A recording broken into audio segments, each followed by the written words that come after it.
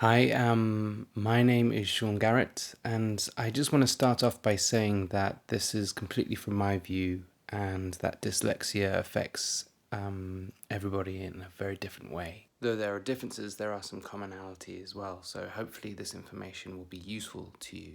So, as somebody with dyslexia, a question might be, what's it like to be inside my head? And I would respond with, it can be very, very loud and full.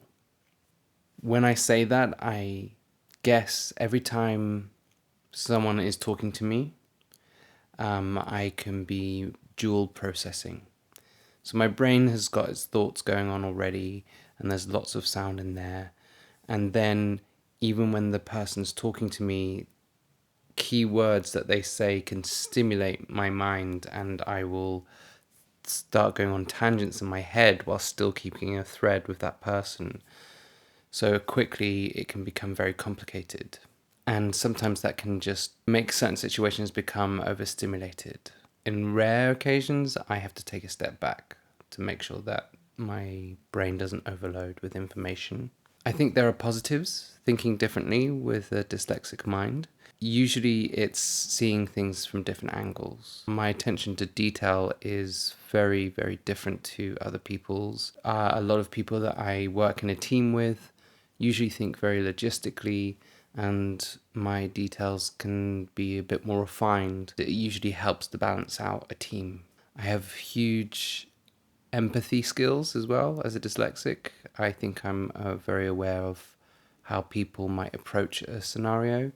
So in projects that I've been a part of, I've been able to give input on how the team might be able to consider audiences or their customers at a more personable level. Some of the negatives, I think, has always been the same, which is time. Because a lot of the work is making my brain calm down or stepping off the gas, it takes a lot of time to do anything. That's the frustrating part, because my brain could be plowing on ahead and I'll have to pull it back so that I can actually write things down or make sure that it's being expressed at the right speed for my listener or the person that I'm talking to.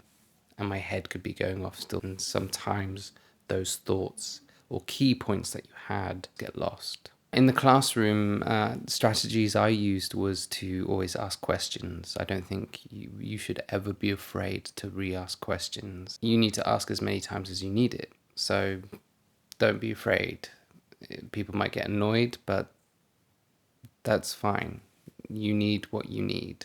And there's no shame in keep going until you can get it. I found that very rarely having this in my mind and in my life hasn't stopped me from being able to obtain goals that I want. So know that just because you have it doesn't mean that you can't progress or succeed in your aspirations.